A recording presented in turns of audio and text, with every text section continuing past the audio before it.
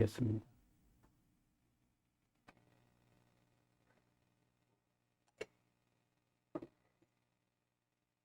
제가 누가복음 4장 16절에서 19절까지 봉독해 드리도록 하겠습니다. 예수께서 그 자라나신 곳 나사렛에 이르사 안식일에 늘 하시던 대로 회당에 들어가사 성경을 읽으려고 쓰심에 선지자 이사야 글을 드리거늘 책을 펴서 이렇게 기록된 데를 찾으시니 곧 주의 성령이 내게 임하셨으니 이는 가난한 자에게 복음을 전하게 하시려고 내게 기름을 부으시고 나를 보내사 포로된 자에게 자유를 눈먼 자에게 다시 보게 함을 전파하며 눌린 자를 자유롭게 하고 주의 은혜의 해를 전파하게 하려 하심이라 하였더라. 아멘. 우리 교회에서만 들을 수 있는 아주 신앙적인 단어가 있는데 그것이 바로 성령이라는 말입니다. 그래서 성령을 신기한 능력이라든지 또 신비로운 존재라든지 이제 그렇게 생각하기 쉽지만 성령은 삼위일체 하나님 중에 한 분이세요. 그래서 성부, 성자, 성령, 하나님 삼위가 있는데 그분은 한 하나님으로 계신다는 것이죠. 이 삼위일체 하나님은 창조일을 하실 때에도 성령께서 역사하셨어요. 하나님께서 가라사대 말씀하셔서 빛이 있으라 하시면 빛이 있도록 성령께서 역사하시고 그럼 모든 이 땅의 생명체 다 있으라 하면 다 있게 되어지고 동물, 식물, 나중에 사람까지 주님께서 하나님이 말씀하시면 그걸 이루어 가신 분은 성령이시라 하는 거예요. 그리고 구원의 일을 이루실 때에도 삼일체 하나님이 함께 이루어 가시는 것입니다. 하나님께서 우리를 창세 전에 택하여 예배해 놓으시고 예수님은 직접 오셔서 구속의 은혜를 베풀어 주시고 그 구원의 은혜를 우리에게 효력 있게 적용시키고 확정시켜 주신 분은 성령님이신 것입니다. 그러면 성령이 아니고서는 구원의 일이 이루어질 수 없어요. 그러므로 교회에서는 반드시 성령이라는 단어가 나와야 되고, 예, 그렇습니다. 예수님께서 사람으로 오셔서 30세 때부터 메시아로서의 구원사를 시작하실 때 예수님은 구원사역을 메시아로 시작하실 때 뭘 받으셨다고요? 성령의 충만을 받고 입었고 그 일을 시작하신 것입니다. 우리가 누가복음 오늘 4장 16절을 봤지만 4장 1절에 보시면 예수께서 성령의 충만함을 입어 요단강에서 돌아와서 광야에서 40일 동안 성령에게 이끌리시며 라고 말씀하셨습니다. 마태복음에서는 예수님이 성령의 충만함을 입었을 때의 그 내용을 예수님이 세례 요한이가 세례 받았을 때 성령 충만을 받았다라고 증가하고 있습니다. 마태복음 3장 16절에 예수께서 세례를 받으시고 곧 물에서 올라오실 때 하늘이 열리고 하나님의 성령이 비둘기같이 내려 자기 위에 임하심을 보더니라고 했어요. 그래서 성령을 상징하는 동물로는 뭐예요? 비둘기로 상징이 되어지는 거예요. 하나님의 성령이 비둘기같이 예수님 위에 오신 거예요.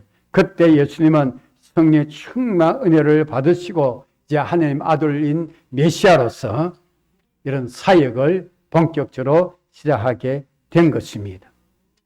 더 나아가서 예수 믿는 자들도 예수님처럼 성령의 충만을 받을 수 있도록 하시기 위함입니다. 왜 그런가 하니까 예수님은 하나님의 아들이신데 굳이 세례받을 필요가 없어요. 죄사함 받을 필요가 없잖아요. 예수님이 하나님의 아들이신데 굳이 성령 충만을 받을 필요도 없어요. 그렇지만 예수님이 사람으로 오셔가지고 예수님의 본을 따라서 예수님의 제자들도 뭐 해야 됩니까? 세례받아야 되고 예수님처럼 뭐요? 기도해서 성령 받아야 되고 그걸 보여주시는 그 예수님 앞서서 우리가 신앙생활 이 길을 걸어가라고 몸소 보여주신 거예요. 그래서 예수님의 제자들이 성령 충만함을 받아야 천국 복음 이 구원의 기쁜 소식을 능력있게 전할 수 있기 때문이었습니다. 그러므로 오늘날에도 우리가 받아야 할 것은 뭡니까? 예수 믿었으면 그 다음에 뭐요? 성령의 충만을 받아야 한다. 예. 제 아들이 그 수만 명의 무리들이 예수님을 따랐지만 너희들이 약속해서 성령 받기를 기다리라고 기도하면서 기다리라고 말씀하셔도 근데 남은 사람들은요 그 수많은 3년여 동안 3년 반 동안 기적을 통해서 많은 사람들이 예수님을 따랐을지라도 말씀대로 기도하고 성령 받기를 기다리는 사람은 불과 남녀 제자 120명에 불과했다는 걸 아시기를 바랍니다. 여러분 예수님도 마지막에 요즘은 말하자면 목회를 했는데 이 땅에 있는 동안에 몇 명밖에 못 남겼어요? 그렇게 얘기했어요. 120명. 근데 그들이 열흘 동안 전심으로 기도해가지고, 부활하신 지 50일째를 오순절이라고 그러잖아요. 그날에 약속하신 성령 충만을 다 받았던 거예요. 남녀 모두 다 받았던 거예요. 그 이후로 주의 복음이 정말 예수 말씀대로 땅끝까지, 그 당시에 땅끝은 뭐 인도라든지 뭐 아프리카라든지 뭐 이런 거, 그렇게 뭐 유럽 쪽까지 이렇게 복음이 전파되어지고 교회들이 세워지고, 여러분 성령 충만한 것 은혜가 없이는 불가능한 일입니다. 그러므로 우리가 신앙생활 할 때도 우리가 성경 말씀대로 그잖아요. 스가랴서 말씀대로 힘으로 안 되고 능력으로 안 되고, 그러나 하나님의 영인 성령으로만 되니라. 그러므로 신앙생활의 은혜를 사모해야 돼요. 뭘 받기로요? 성령 충만한 은혜를 받기를 사모. 기도하기를 원합니다. 다른 거 구하지 마죠. 성령 충만하면 돼요. 그 안에 다 들어가요. 성령 충만하면 지혜도 충만해요. 하나님 지혜도 충만해요. 올바른 분별력이 막 생겨나기 시작해요. 영적인 분별력이 막 생겨나기 시작하는 것이죠. 그죠? 성령 충만하면 힘이 있으니까 절제할 수 있는 힘도 있고, 성령의 열매는 절제의 힘이 있잖아요. 그리고 세상의 어떤 불안과 염려와 두려움 가운데 있을지라도 어때요? 성령 우리에게 평안을 주십니다. 평안한 거예요. 그 우리가 힘들어져 지치고 힘들어질지라도 성령 충만함은 있잖아요. 새 힘을 얻어요. 그냥 날라다닌다. 그렇지 않습니까, 여러분? 자, 성령의 은혜는 하나님만이 주실 수 있는 자유가 있습니다. 첫 번째로는 성령의 은혜는 가난한 자에게는 기쁜 소식을 줍니다. 여러분, 가난이라는 것은 부족과 결핍의 상태입니다. 그래서 오늘 18절 말씀에 보면 주의 성령이 내게 임하셨으니 예수님에게 성령이 임하셨다는 거예요. 이는 가난한 자에게 복음을 전하게 하시려고. 여러분, 복음은 기쁜 소식인 것입니다. 여러분, 결핍이고 부족이 많고 이런 것을 채워야 가난한 사람은 살아낼 수가 있는데, 그것이 너무나 결핍이 많으면 기쁜 일이 있을까 없을까요? 없어요. 제가 그 초등학교 6학년 때 그 찍은 흑백 사진을 보면요, 동네 그 골목에서 무엇인가 카나다 아동 구호 재단에서 뭐 보내달라 해갖고 사진 찍은 기억이 나는데 이랬어요. 인상을, 그 어린 것이요, 인상을 찡그려 가지고 사진 찍었다니, 이렇게 그 사진을 기억합니다. 왜냐하면 그 당시에 1960년대 보십시오. 우리나라의 국민소 100달러도 안 됐어요. 1인당 평균 소득. 상상하기 힘든 가난. 물론 이제 물가도 많이 올랐겠지만, 한 가정에 뭐 7, 8남매 있으면 어때요? 1, 2번이, 우리 1번이고 3번, 5번, 6번, 7번을 해야 돼. 이름이 다 다를 수 있으니까. 1, 2번이, 그 다음에 4번, 5번부터 키워, 안 키워?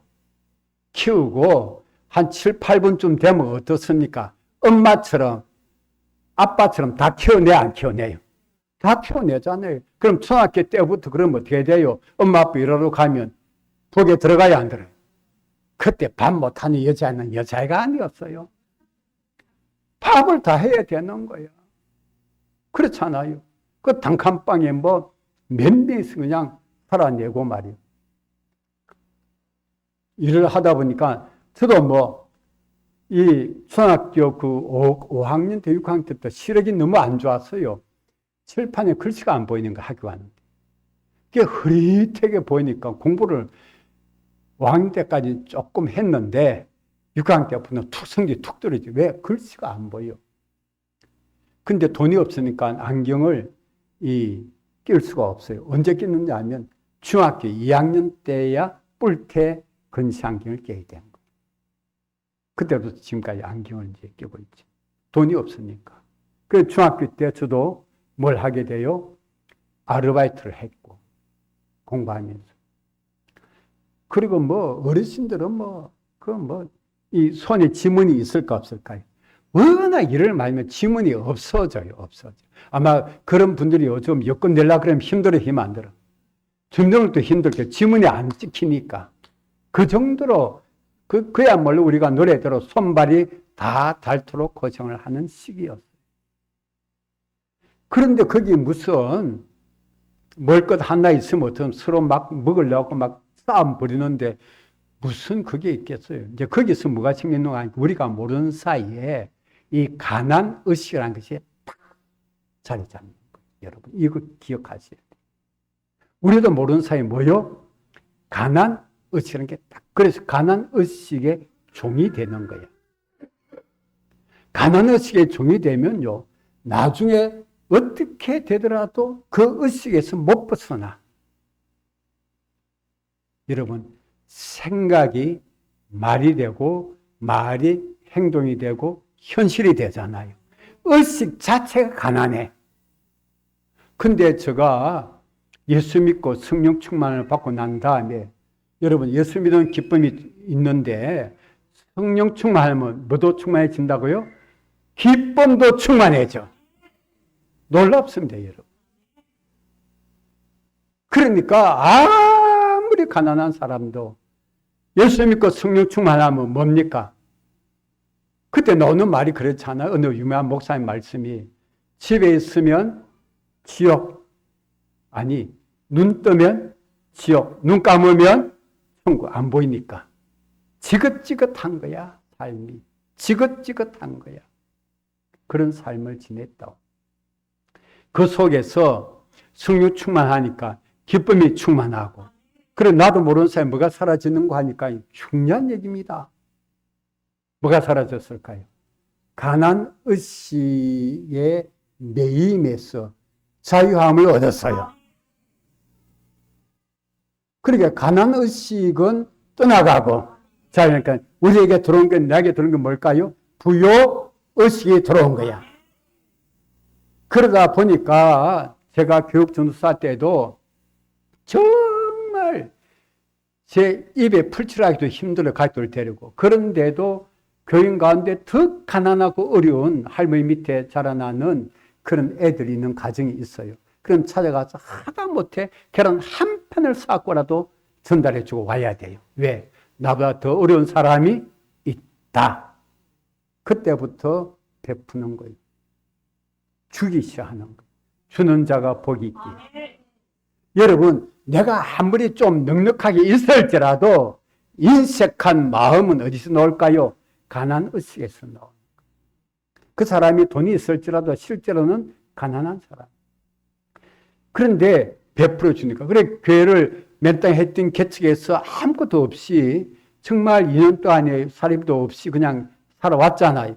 그렇게 해서 조금 이제 교회가 운영을 조금 될 만할 때부터 우리 교회도 개척교회나 시골교회를 돕기 시작해요. 그때부터 시작한 선교비. 지금까지 선교비 내고. 그러다 보니까 뭐 선교사도 보내고 협력 선교 말할 것도 없고 그러지 않습니까, 여러분? 우리 같은 규모의 교회에서 선교사를 보내고 또 다른 선교일도 한다는 건 상상할 수가 없습니다. 내쓰기에 바쁜데 뭐. 여러분, 내쓰기 다 바빠요. 내쓰기 다 바쁘다니까 부요의식이 있으니까 베풀려고 하는 거예요. 이것 없이는, 그러다 하다 보니까 어떻습니까? 그러면 어때요? 부여의식이 있으면 어때요? 부해지게 됩니다.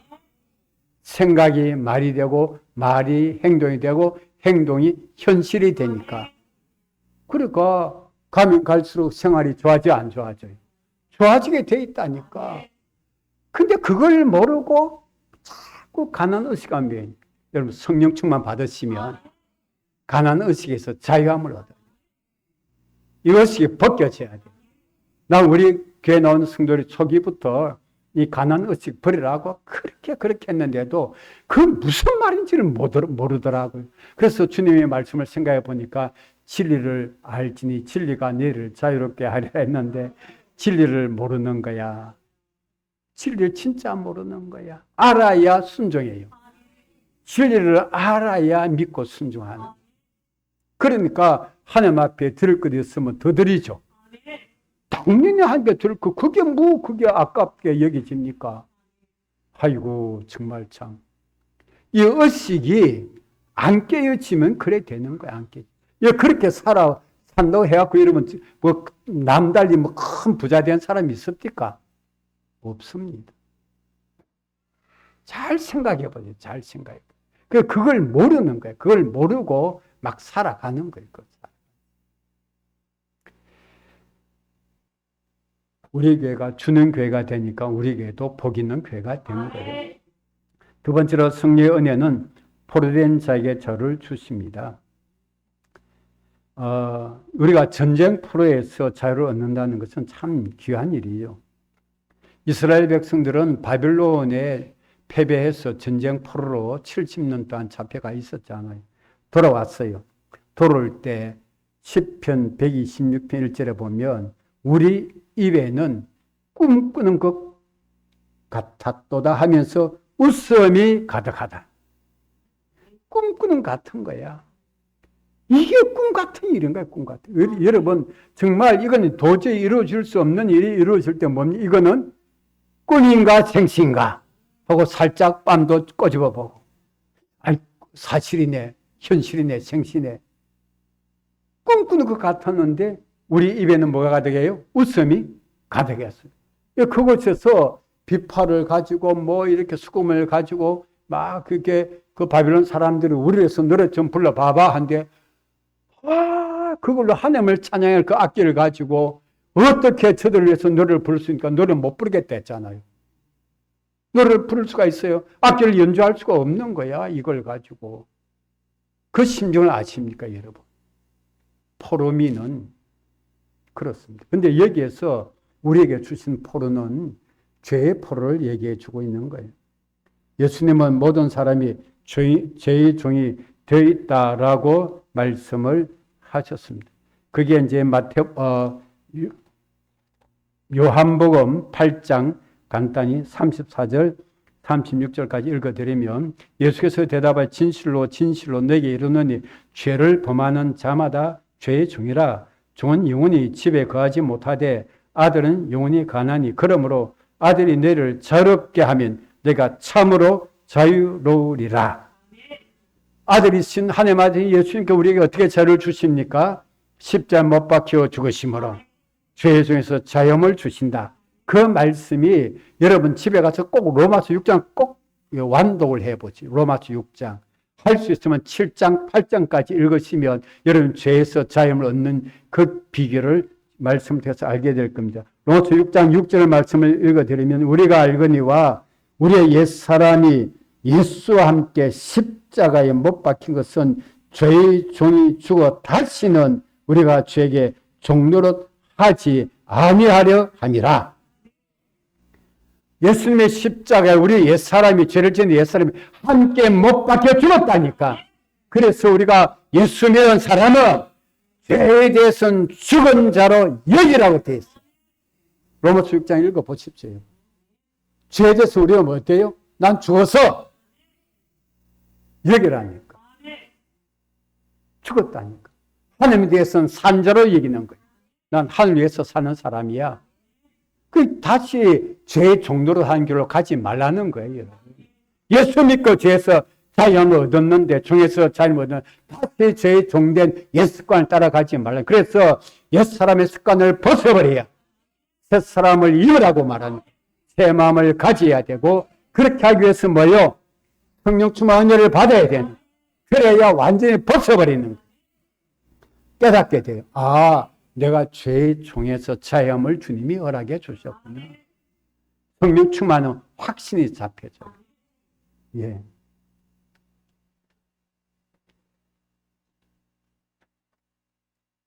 여러분 계속 깨어 기도하시기를 바랍니다. 성령 충만 은혜를 꼭 구하세요. 우리가 신앙생활하다 아무리 어떤 큰 실수 잘못할지라도 성령께서 죄를 깨닫게 주셔야 회개가 나옵니다. 그러기 전에는 누구라도 회개 못해요. 제가 지금까지 수십 년 동안 수많은 사람 만나볼지라도 회개 못한 사람 특징, 성령께서 깨닫게 해주지 아니하시면 누구든지 회개가 안 돼요. 회개가 안 되면 죄사함을 못 받고 그 사람 뭘 못 받아요? 성령 충만을 받을 수가 없는 거예요. 우리 교회에 나온 모든 분들은 회개하고 죄사함 꼭 예수 보혈로 받으시고 성령 충만 받기를 주의 이름으로 축복합니다. 이것은 꼭 받아야 될 일이에요. 예, 다른 것은 못 받을지라도 이건 꼭 받으시기를 원합니다. 세 번째로 성령의 은혜로 눈먼 자에게는 다시 보게 하신다고 그래요. 여러분, 이 세상에 우리 모든 사람들은 우리 눈을 갖고 있지만 하나님의 세계에 대해서 눈이 멀어 있다는 사실입니다. 이 하나님의 세계, 이 하나님 하실 일에 대해서 다 눈이 멀어 있어요. 성령으로만이 눈이 열리게 됩니다.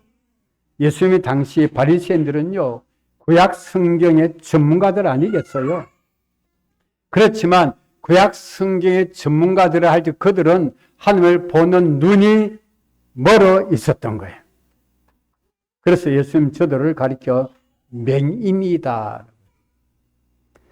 요한복음 9장 41절에 보면 예수께서 이르시되 너희가 맹인이 되었더라면 죄가 없으려니와 본다 하니 너희 죄가 그대로 있다. 아유, 우리가 맹인입니다. 주님, 우리를 제대로 좀 보게 해주세요. 그렇게 하지 않는다는 거예요. 본다고 하는 게, 본다고 하는 게 자기 죄도 모른다는 거예요. 여러분, 맹인은 자기의 모습을 못 봐요. 우리가 영적인 소경, 맹인은 자신의 죄악된 모습을 볼 수가 없습니다. 주님이 성령 안에서 깨닫게 주셔야 비로소 회개할 수 있다는 거예요.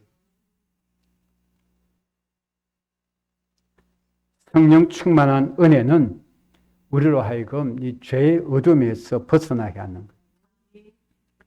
여러분, 자신이 어둠에 갇힌 사람은요, 그 어쩔 수가 없어요.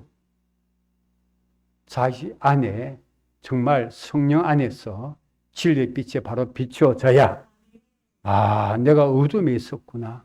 이런 빛이 비추어지면 어둠은 사라져요. 그게 어둠의 매임이 있다니까. 어둠에 매여 있어, 어둠. 죄와 저주의 이 어둠에 매여 있다는 사실을 알기를 바랍니다. 네 번째로, 성령의 은혜는 눌린 자를 자유롭게 합니다. 눌림은 스트레스잖아요. 현대에는 스트레스에 시달리지 않는 분이 한 분도 없을 거예요. 아이들도 있고 어른도 있고요. 스트레스가 있을지라도 성령의 은혜는 그 눌림에서 우리를 자유롭게 하시는 거예요. 스트레스는 우리에게 염려와 불안을 안겨주죠. 그런데 성령의 충만한 은혜가 있으면 모든 염려와 불안에서 벗어나지고 성령 충만하면 평안 충만합니다. 이상하게 마음이 편안해져요. 여러분, 우리가 뉴스를 틀면 어떻습니까? 불안한 것만 가득하죠. 그렇지 않습니까? 지금 현 시대가.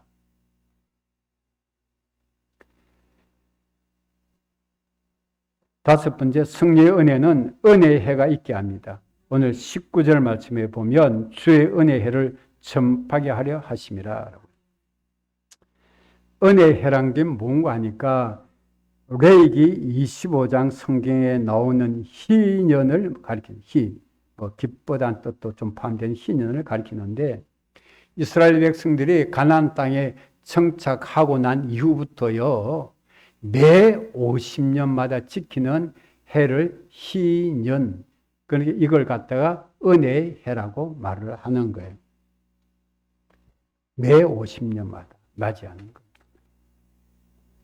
희년에는 그 제사장들이 그 50년 딱 됐어요.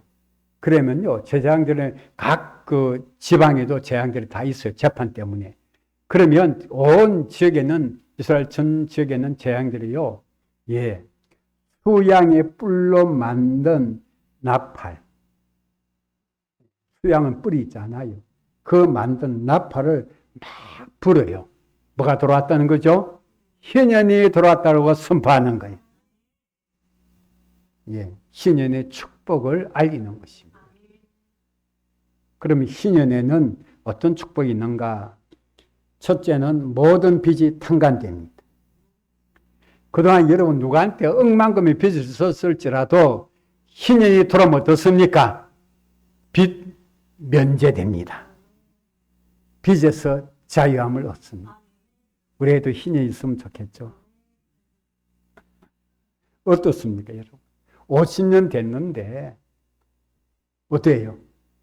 빰빰빰 나팔을 부니까 어떻습니까? 그날부터 빚이 탕감됐어. 다 면제가 되어버렸어. 은행에서 독촉장도 안 오고 빚쟁이 독촉도 받지 아니하고 어떻습니까? 빚에 눌림도 없고 이제 낼 걱정도 없고 이때는 할렐루야. 좋아요, 안 좋아요? 그렇잖아요. 지금 우리나라의 전체 국민 가계 빚이 엄청나다고 그러잖아요. 빚 없는 사람이 되게 누가 얼마나 있겠습니까? 크던 작은 다 빚을 지고. 여러분 카드 끌고 나요? 그 빚이지 뭡니까, 여러분? 그게. 그렇지 않습니까, 여러분? 크든 작든 다 빚을 안고 살아가는데. 그 빚에 매임에서 자유합니다. 여러분 성령 충만해봐요. 어떤 의미입니까? 빚에 매임에서 우리들도 자유하다니까. 빚에 매임에서 자유하고 한 걸음 더 나아가면 어떻습니까? 경제적으로 자유로워진다니까. 그 오늘 오셔서 이 말씀 듣는 분은 꼭 성령 충만 받으시고, 그래서 뭡니까? 빚에 매임에서 자유함을 얻으시고. 좋잖아요. 두 번째는 노예들은 자유를 얻는 거예요. 노예가 왜 되는 거 하니까 빚 때문에 자기 자녀들을 노예로 넘길 수가 있어요. 그런 경우가 성경에 나와요. 그런데 빚을 갚았어요. 그리고 노예로 끌려갔는데 어떻게 해요? 다 돌아온다는 거예요. 제자리로. 예. 종의 매임에서 자유한 거예요, 여러분. 그렇다 해갖고 이렇게 나이가 들어가는데 우리 황혼 이혼합시다. 당신 매입시다. 자유를 얻고 싶다. 그런 것 아니에요. 예. 홀로 사는 게 편하다더라 이렇게 해서 난 자유롭게 살고 싶어라 이렇게 하는 것, 그 자유가 아닙니다. 그걸 말하는 게 아니에요. 실제 매일 있는데 벗어나는 것. 세 번째는 땅은 7년, 안식년을 7번 하면 몇 년 됩니까? 77이 49년. 땅은 있잖아요. 이스라엘에는 6년 동안 갈아요. 경작하고. 7년째는 땅도 너 좀 쉬라. 좀 쉬도록 해 주세요. 실제로 그 땅을 쉬게 한다니까요. 땅도 힘들어 힘 안 들어요. 힘들다니까. 77이 49년, 그 다음 해까지 또 힘들면 또 쉬어. 그럼 땅이 얼마나 좋아하겠어요? 땅도 쉬고 싶을 때 있잖아요. 우리는 계속 땅 갈아갖고, 억지로 비료 넣어갖고, 화학비료까지 넣어갖고, 억지로 그 농약까지 뿌려가면서라도 열매 좀 내라고 막 짜내고 땅도 지쳐 안 지쳐? 그렇잖아요. 예. 쉬게 되는 거. 여러분, 우리에게 진실한 휴식의 자유는 성령 충만할 때 갖게 돼요. 정말 쉼을 얻게 돼요. 예수 믿는데도 내가 못 쉬는 거예요. 그냥 힘든 거야. 계속 힘들게 막 지내는 거예요. 예수 안에서 진짜 쉼이 있어요. 자, 네 번째는 모든 주민들은 자신들의 고향으로 돌아가야 돼. 할 수 없이 타지게 살게 되다가 이제 고향으로 다 돌아가는 날이 돌아오는 거예요. 이 말은 생활 전체에서 뭡니까? 자유가 주어진다. 여러분, 하나님께서 이 배려하심을 보십시오, 여러분. 이스라엘 백성들에게 희년을 말씀하셔서 50년마다 신이 돌아오면 모든 매임에서 뭘 줍니까? 자유를 줍니다. 그게 은혜의 해인 거예요. 기쁨의 해인 거예요. 자유의 해인 거예요. 이 희년이 성령 충만을 받는 사람에게 돌아온다는 거예요. 성령 충만을 받는 사람에게 이 희년, 은혜의 해가 돌아오는 거예요. 자유로운 거예요, 이제. 이런저런 매임에서 내가 어떻게 해요? 벗어나는 거예요. 기도하겠습니다. 살아계신 주님, 우리 문교회 성도들은 성령의 충만을 받게 하여 주셔서 그 은혜로 주님 허락하신 자유를 얻고 누리게 하옵소서. 예수님의 이름으로 기도하옵나이다. 찬송.